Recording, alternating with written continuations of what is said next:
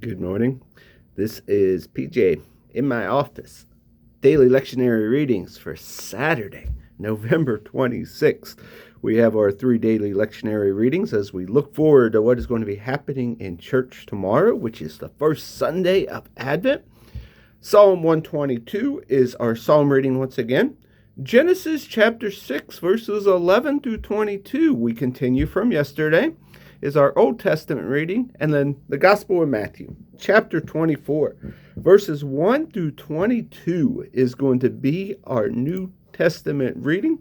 Let us listen in to the scriptures. Psalm 122. When they said, "Let's go to the house of God," my heart leaped for joy. And now we're here, oh Jerusalem, inside Jerusalem's walls. Jerusalem, well-built city, built as a place for worship, the city to which the tribes ascend. All God's tribes go to worship, to give thanks to the name of God. This is what it means to be Israel. Thrones for righteous judgment are set there. Famous David thrones. Pray for Jerusalem's peace. Prosperity to all you Jerusalem lovers. Friendly insiders, get along. Hostile outsiders, keep your distance. For the sake of my family and friends, I say it again. Live in peace. For the sake of the house of God, I'll do my very best for you.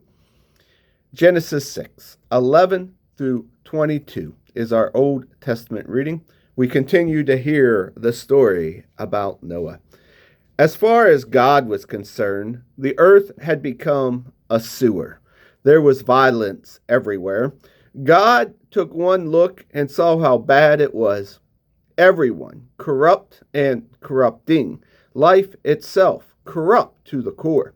God said to Noah, "It's all over. It's the end of the human race. The violence is everywhere. I'm making a clean sweep. Build yourself a ship from teakwood. Make rooms in it.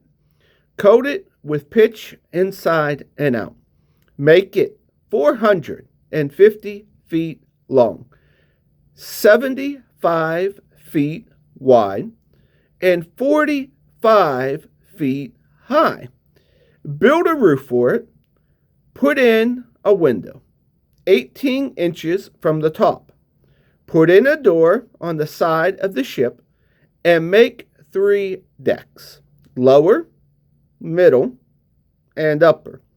I'm going to bring a flood on the earth that will destroy everything alive under heaven.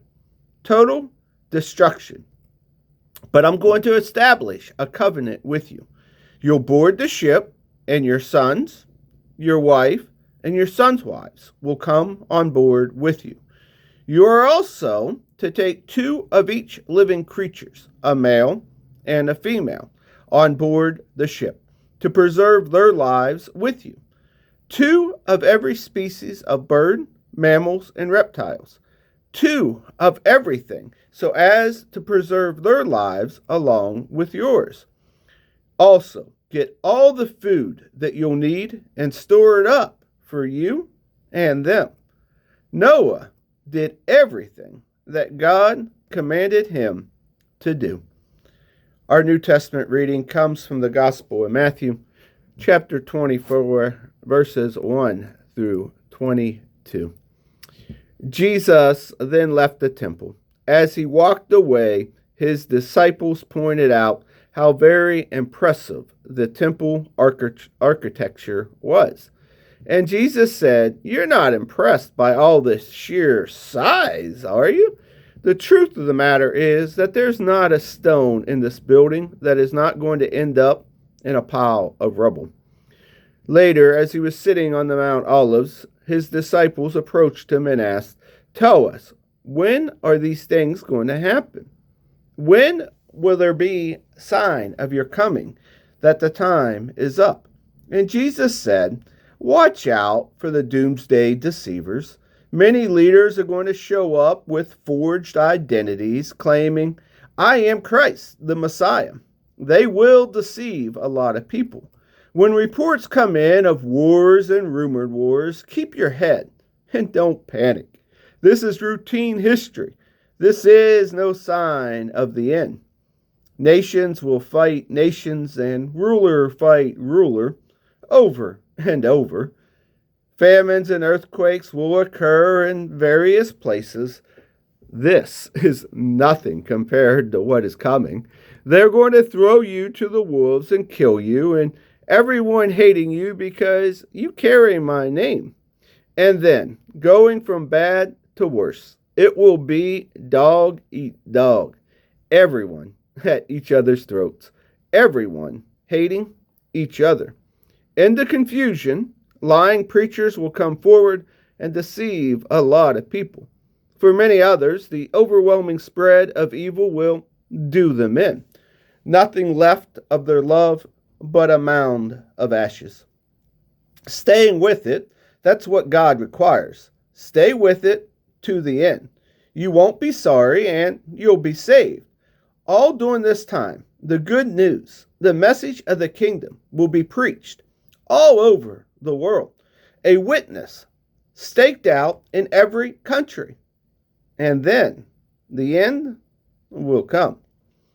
But be ready to run for it when you see the monster of desecration set up in the temple sanctuary. The prophet Daniel described this.